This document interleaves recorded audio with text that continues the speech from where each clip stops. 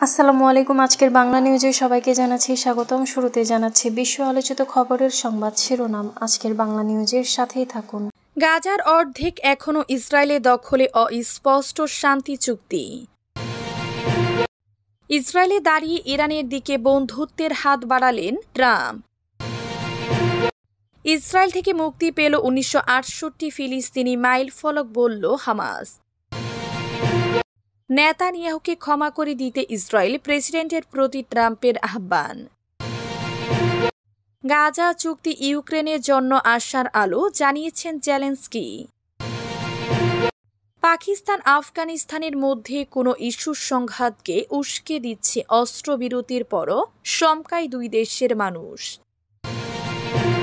কোন কোন উপদেষ্টার ষড়যন্ত্রে তাদের নাম ও কণ্ঠ রেকর্ড আছে, জানিয়েছেন জামায়াত নেতা তাহের। এতক্ষণ শুনছিলেন বিশ্ব আলোচিত খবরের সংবাদ শিরোনাম, এবার বিস্তারিত। গাজার অর্ধেক এখনও ইসরায়েলের দখলে, অস্পষ্ট শান্তি চুক্তি। মার্কিন প্রেসিডেন্ট ডোনাল্ড ট্রাম্পের নেতৃত্বে যে গাজা শান্তি চুক্তি তৈরি হয়েছে তা অস্পষ্ট বলে মনে করেছেন বিশেষজ্ঞরা। বিশেষজ্ঞদের একদল মনে করছেন ইচ্ছে করে এই চুক্তি অস্পষ্ট রাখা হয়েছে, কারণ এর ফলে দুই পক্ষকে চুক্তি মানতে রাজি করানো সহজ হয়নি। অন্যদিকে অপর পক্ষে অভিমত অস্পষ্টতার কারণে এই চুক্তি দীর্ঘস্থায়ী নাও হতে পারে। খবর ডয়েচে ভেলের। গাজা স্ট্রিপের দৈর্ঘ্য 41 কিলোমিটার, পন্থে 10 কিলোমিটার। ইসরায়েলি সেনা জানিয়েছে তারা প্রায় পুরো অঞ্চলটিতে নিজেদের দখলে নিয়ে নিয়েছে। বিশেষত উপকূলবর্তী অঞ্চল তাদের দখলে চলে গিয়েছিল। শান্তি চুক্তিতে বলা হয়েছে জীবিত সমস্ত বন্দীকে মুক্তি দিলে ইসরায়েলের সেনাকে গাজা ছেড়ে চলে আসতে হবে, কিন্তু বাস্তবে দেখা যাচ্ছে ইসরায়েলের সেনা ইয়েলো লাইন পর্যন্ত পিছিয়ে এসেছে। এই ইয়েলো লাইন গাজার ভিতরে অবস্থিত, ফলে এখনও গাজার অর্ধেক অংশ ইসরায়েলের সেনার দখলে। এমনটা বলাই যেতে পারে। বিশেষজ্ঞদের অনেকেই বক্তব্য, ইসরায়েল পুরোপুরি গাজা ছেড়ে চলে যাবে না। ইসরায়েলে দাঁড়িয়ে ইরানের দিকে বন্ধুত্বের হাত বাড়ালেন ট্রাম্প। মধ্যপ্রাচ্যে ইসরায়েল গাজা যুদ্ধের অবস্থানকে কেন্দ্র করে মার্কিন প্রেসিডেন্ট ডোনাল্ড ট্রাম্পের সাম্প্রতিক সফর নতুন এক কূটনৈতিক ইঙ্গিত দিয়েছে। এই সফরে তিনি শুধু যুদ্ধবিরতির আহ্বানেই যাননি, বরং দীর্ঘদিনের প্রতিদ্বন্দ্বী তেহরানের দিকে বন্ধুত্বের হাত বাড়িয়ে দিয়েছেন। তবে বিশ্লেষকদের মতে এই হাত মিলানো সহজ নয়, কেননা ওয়াশিংটন ও তেহরানের মধ্যে এখনো গভীর অবিশ্বাস্য বিরাজ করছে। কাতার ভিত্তিক সংবাদ মাধ্যম আল জাজিরা জানিয়েছে সোমবার ইসরায়েলের পার্লামেন্ট নেসেটে ভাষণ দেন ট্রাম্প। সেখানে তিনি বলেন, আমরা প্রস্তুত আছি, তোমরাও যখন প্রস্তুত হবে এটা হবে ইরানের নেয়া সবচেয়ে ভালো সিদ্ধান্ত। বন্ধুত্ব ও সহযোগিতার হাত খোলা আছে। আমি বলছি তারা ইরান একটি চুক্তি করতে চায়। আমরা যদি সেই চুক্তি করতে পারি তাহলে দারুণ হবে। তবে শান্তির ভাষণের পরও যুক্তরাষ্ট্রের প্রশাসন ইরানের ব্যাপারে কঠোর অবস্থান বজায় রেখেছে। বিশ্লেষকদের মতে দুই দেশের মধ্যে সম্পর্কের বরফ গলতে এখনো অনেক বাধা আছে। ইসরায়েল থেকে মুক্তি পেল 1968 ফিলিস্তিনি মাইলফলক, বলল হামাস। ইসরায়েলি কারা কর্তৃপক্ষ জানিয়েছে গাজা যুদ্ধবিরতি চুক্তির অংশ হিসেবে প্রথমবার প্রায় 2000 বন্দীকে মুক্তি দেওয়া হয়েছে, যাদের বেশিরভাগই ফিলিস্তিনি। দেশটির কারা পরিষেবার এক বিবৃতিতে বলা হয়, দেশের বিভিন্ন কারাগার থেকে মোট 1968 জন সন্ত্রাসীকে ওফার ও কংজিউদ কারাগারে স্থানান্তর করা হয়েছিল। বিবৃতিতে বলা হয় যে প্রয়োজনীয় প্রশাসনিক প্রক্রিয়া শেষ করে এবং রাজনৈতিক কর্তৃপক্ষের অনুমোদন পাওয়ার পর ওইসব বন্দীদের ওফার কারাগার থেকে পশ্চিম তীর ও পূর্ব জেরুজালেমে এবং কংজিউদ কারাগার থেকে কেরেম শালোম সীমান্ত দিয়ে গাজায় পাঠানো হয়েছে। হামাস এ ব্যাপক মুক্তিকে ফিলিস্তিনি সংগ্রামের ঐতিহাসিক জাতীয় মাইলফলক হিসেবে অভিহিত করেছে। সংগঠনটি এক বিবৃতিতে জানায়, আমরা আমাদের মুক্তিপ্রাপ্ত বন্দীদের, তাদের সাহসী পরিবারদের এবং আমাদের গর্বিত ফিলিস্তিনি জনগণকে অভিনন্দন জানাই। নেতানিয়াহুকে ক্ষমা করে দিতে ইসরায়েল প্রেসিডেন্টের প্রতি ট্রাম্পের আহ্বান। যুক্তরাষ্ট্রের প্রেসিডেন্ট ডোনাল্ড ট্রাম্প ইসরায়েলের প্রেসিডেন্ট হাইজ্যাক হারজগের প্রতি দেশটির প্রধানমন্ত্রী বেনিয়ামিন নেতানিয়াহুকে ক্ষমা করে দেওয়ার জন্য আহ্বান জানিয়েছেন।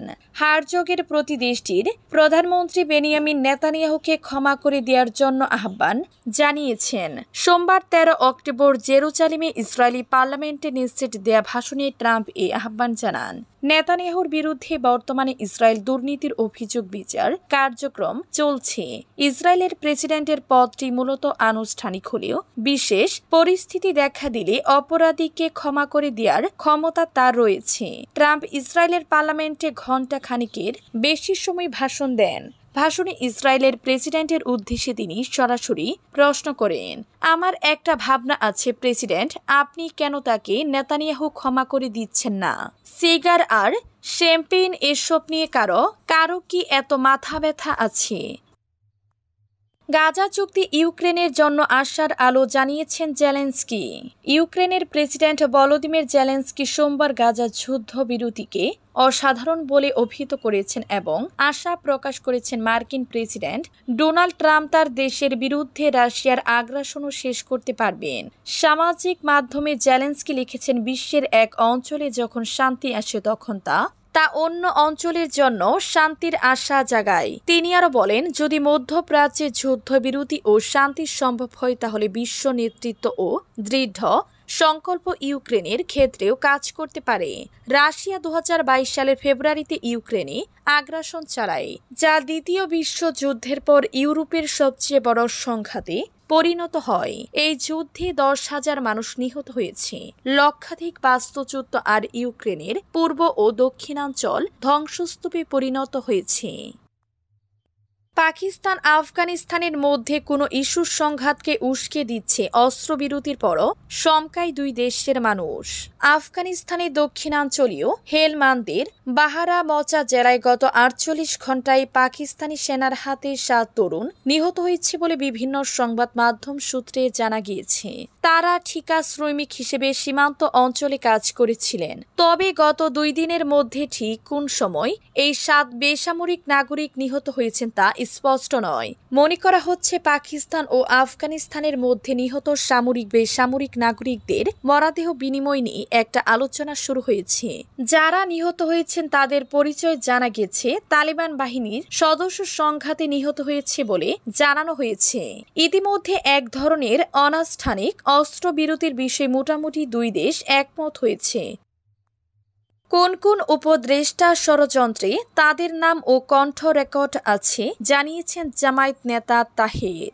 অন্তর্বর্তী সরকারের কোন কোন উপদেষ্টা ষড়যন্ত্রে লিপ্ত তাদের নাম ও কণ্ঠ রেকর্ড আছে বলে দাবি করেছেন জামায়াতের নাইবে আমির সৈয়দ আব্দুল্লাহ মোহাম্মদ তাহের। তিনি বলেন, এসব উপদেষ্টা সবাই কি বক্তব্য দেন এর খবরও তার কাছে আছে। মঙ্গলবার দুপুর 12টার দিকে রাজধানীর মৎস্য ভবন মোড়ে আয়োজিত এক মানববন্ধনে সৈয়দ আব্দুল্লাহ মোহাম্মদ তাহের এসব কথা বলেন। কোন দলের নাম উল্লেখ না করে তাহের অভিযোগ করে বলেন, একটি দলের লোকদের বিভিন্ন গুরুত্বপূর্ণ সিভিল ও পুলিশ সংসদের সিভিল ও পুলিশ প্রশাসনে বসিয়ে নীলনকশা নির্বাচন করার ষড়যন্ত্র চলছে।